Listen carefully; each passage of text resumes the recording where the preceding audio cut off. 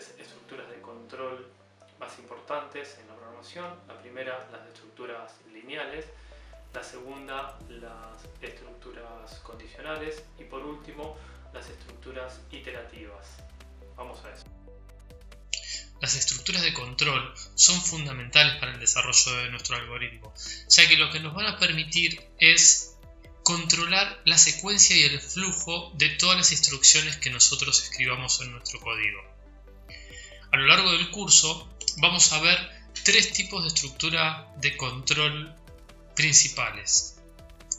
La primera estructura de control que vamos a ver es la estructura secuencial. La segunda estructura de control va a ser la estructura condicional, y la tercera estructura de control van a ser las estructuras iterativas.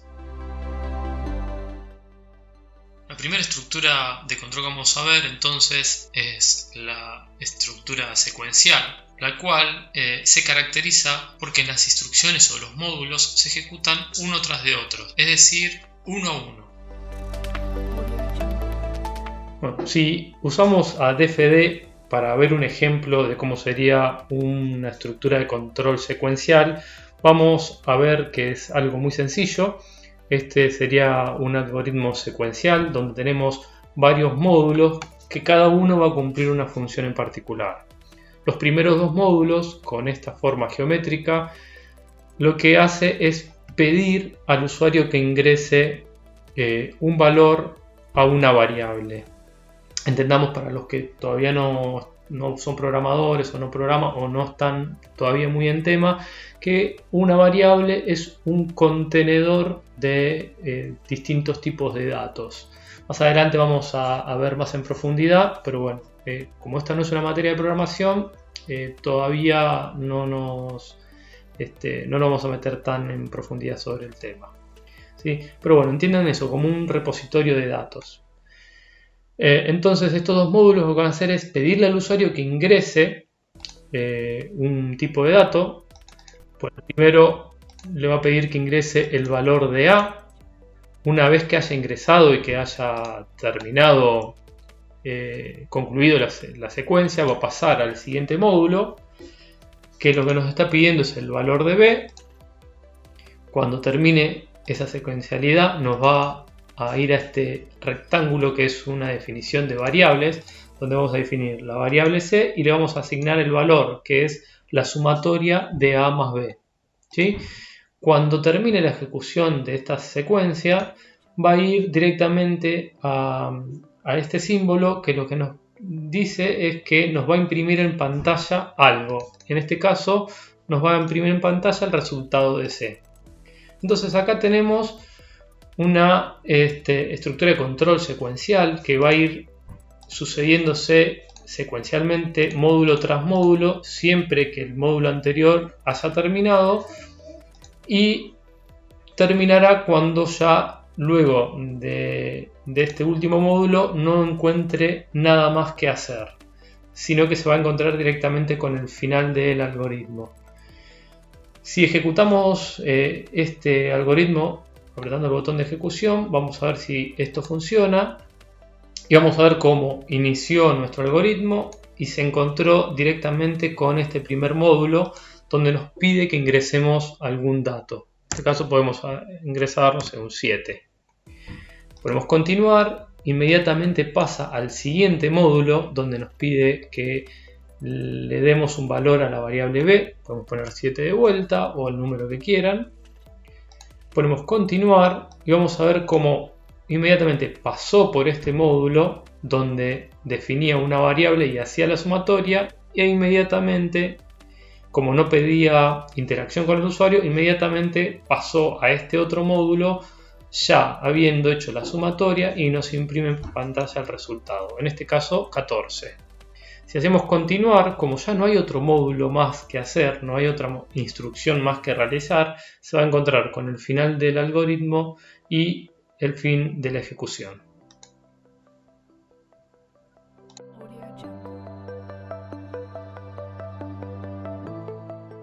La estructura condicional, como su nombre lo indica, lo que nos propone es una condición que lo que nos facilita es la ejecución de un módulo u otro dependiendo del resultado de esa condición. De esta forma, si la condición es verdadera, entonces podemos ejecutar el módulo A. De lo contrario, si es falsa, podríamos ejecutar el módulo B. Vamos a DFD para ver un ejemplo de estructura condicional. Podríamos ver algo similar a esto, donde tenemos los primeros dos módulos que nos piden al usuario que ingresen algún tipo de dato, en este caso que ingresen el valor de la variable A. Siguiendo secuencialmente nos pide el valor de la variable B, hasta que llegamos aquí a nuestro condicional, que nos propone o nos pregunta la siguiente condición. Nos pregunta si A es mayor que B. Si se cumpliera esa condición de que A es mayor que B, va a salir por el lado del sí. O sea, si A es mayor que B, entonces va a llegar hasta aquí, donde va a ejecutar este módulo, que es una salida en pantalla, una impresión en pantalla, que nos da el siguiente mensaje, que simplemente dice A es mayor que B. Acá podríamos hacer un cálculo, podríamos hacerlo tan complejo como quisiéramos, pero bueno, en este caso simplemente es un mensaje. Pero por el contrario, si no cumpliera la condición, si A no fuera mayor que B, si A es menor que B, va a salir por el lado de no y va a ir a este módulo, que nos propone también una impresión en pantalla, pero en este caso nos va a imprimir que A es menor que B, ¿sí? Por lo cual, entonces, como dijimos anteriormente, el condicional lo que nos propone es una condición por la cual podemos ejecutar uno u otro módulo, pero nunca los dos. Vamos a ver esto en funcionamiento. Si hacemos clic en ejecutar, vamos a ver cómo entra secuencialmente, primero por estos dos módulos, donde decimos que A es 6 y ahora B, podemos decir que B es 4, con lo cual vamos a ver que A es mayor que B, con lo que esto significaría que debería entrar por este lado, y como ven, A es mayor, nos devuelve, porque evidentemente cumplía la condición y iba a correr por este lado de la condición, y va, una vez que pongamos continuar, a finalizar la ejecución. Si ejecutamos de vuelta y ahora hacemos que A valga 3, pero que B sea mayor, o sea, puede ser 8 o el número que ustedes quieran mayor, debería ingresar por este lado y darnos el mensaje de que A es menor. Todo funciona perfectamente, entonces en este caso nos imprime en pantalla que A es menor, y cuando termine la ejecución, como ya no tiene más nada que ejecutar, no va a encontrar ningún módulo más, va a ir hasta el final del programa.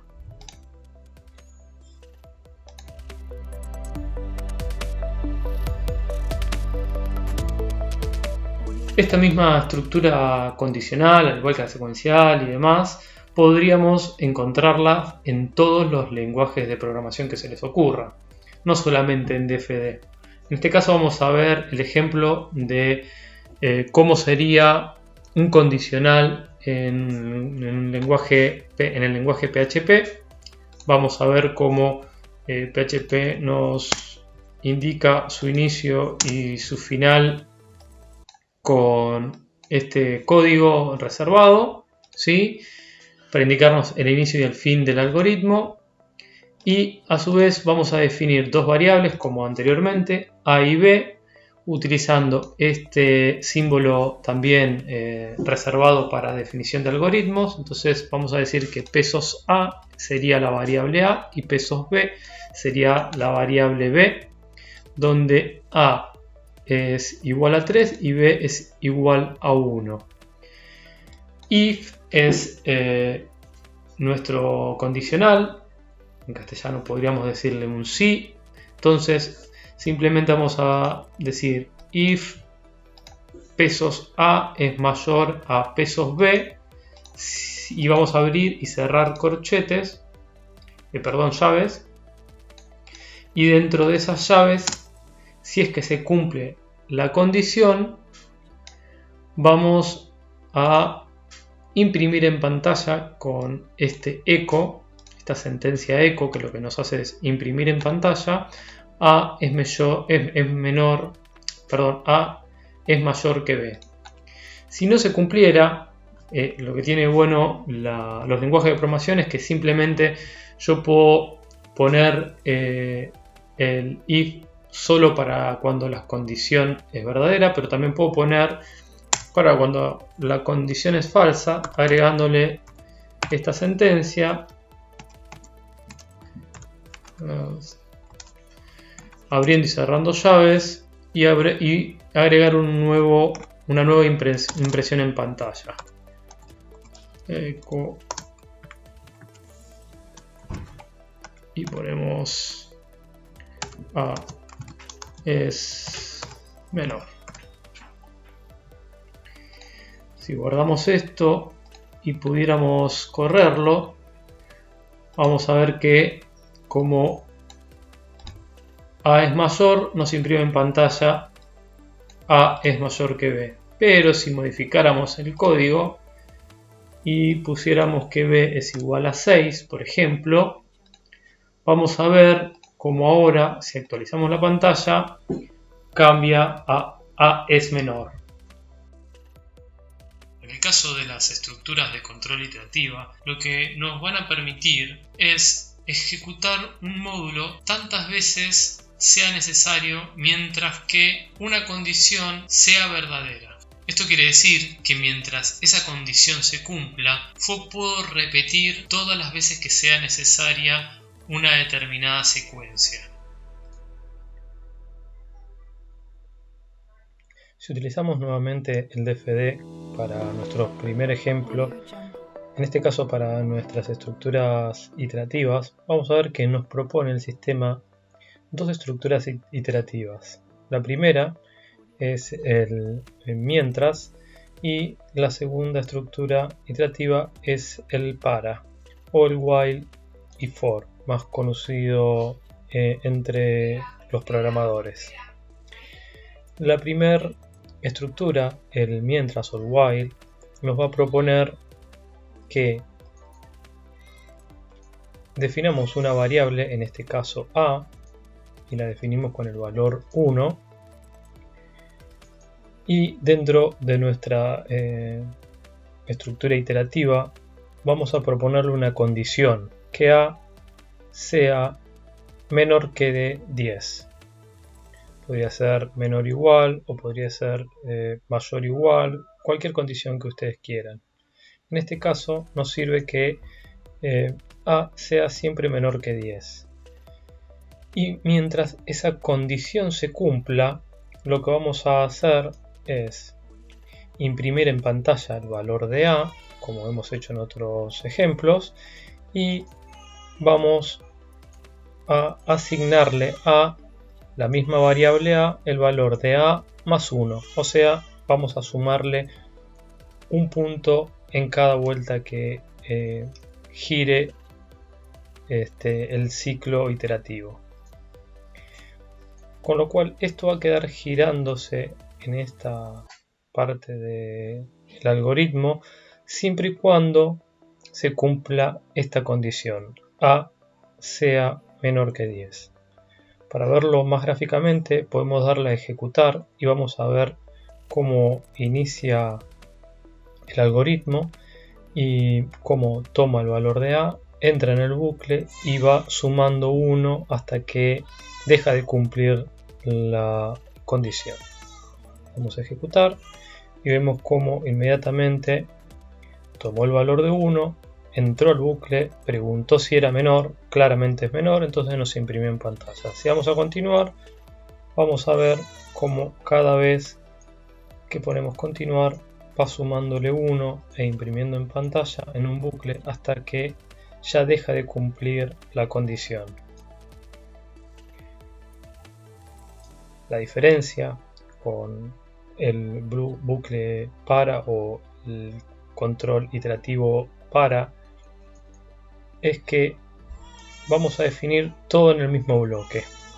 Vamos a definir la variable i, vamos a darle un valor de inicio, vamos a decirle cuántas vueltas tiene que dar, en este caso 10, y vamos a definirle cuántos tiene que sumar. Un punto, acá podría sumar de 2 en 2, de 3 en 3, de 4 en 4, acá le estamos diciendo que sume de a 1. Y simplemente en el cuerpo de nuestro bucle vamos a decirle que nos imprima por pantalla el valor de la variable i.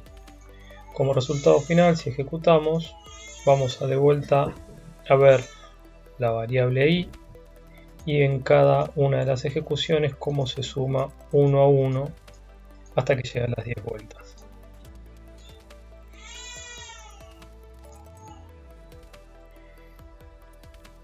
Aquí podríamos ver otro ejemplo de nuestro bucle o nuestro control iterativo while, esta vez en PHP, donde al igual que en DFD vamos a definir una variable, la variable i en este caso en 1, y dentro de nuestro bucle while vamos a definir una condición igual que anteriormente, y va a ser menor o igual a 10, y mientras esta condición se cumpla vamos a hacer una impresión en pantalla de i y un salto de línea, y con este más lo que vamos a hacer es sumarle 1 en cada iteración. Esto prácticamente en la ejecución se vería de esta forma: el valor de la variable i, un salto de línea, de nuevo el valor de la variable i, y hasta que llegue a ser menor o igual a 10. Si lo modificáramos y pusiéramos que i es igual a 6 y guardamos los cambios, cuando lo volvemos a ejecutar arrancaría desde el valor 6 en adelante. Lo mismo vamos a ver en nuestro bucle iterativo for, nuestra sentencia for, donde en este caso, al igual que en DFD, se define todos los parámetros en el mismo bucle. Entonces en for lo primero que hacemos es definir nuestra variable i y el valor de inicio, luego la condición, y luego le sumamos a i1 dándole i++. Y entre las llaves vamos a poner todo lo que querramos que ejecute mientras se cumpla la condición. En este caso hacemos una impresión de pantalla igual que antes de i y le damos un salto de línea. Esto, si lo ejecutamos, al igual que antes, se ve de esta forma, del 1 al 10 mientras se cumplió la condición, y en este caso podríamos agregarle algunos números más a la condición, por ejemplo que i sea menor o igual que 15, y guardamos los cambios y vamos a ver cómo suma iteraciones el ejercicio.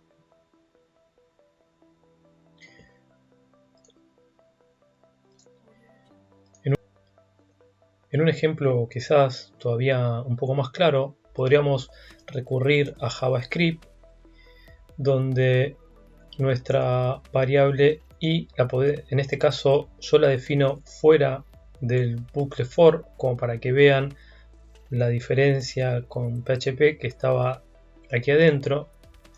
En JavaScript podríamos definirlo aquí adentro, pero también funciona perfectamente si lo definimos afuera. Entonces podemos definir la variable i, la igualamos a 0, le damos la condición de que i sea menor que 5 y le hacemos una sumatoria de 1 en cada iteración. Y dentro de las llaves, mientras cumpla esa condición, lo que nos va a mostrar es un alert en pantalla, una impresión en pantalla, una impresión tipo pop-up de la variable i. Y esto va a ser muy parecido a como lo veíamos en DFD. Si lo vemos correr, cuando actualizamos, vemos que el resultado inicial es 0. Si aceptamos, va a ir dando iteraciones, sumando siempre de 1, ya al 3, 4, 5. Ya que en este algoritmo habíamos definido que i sea menor a 5.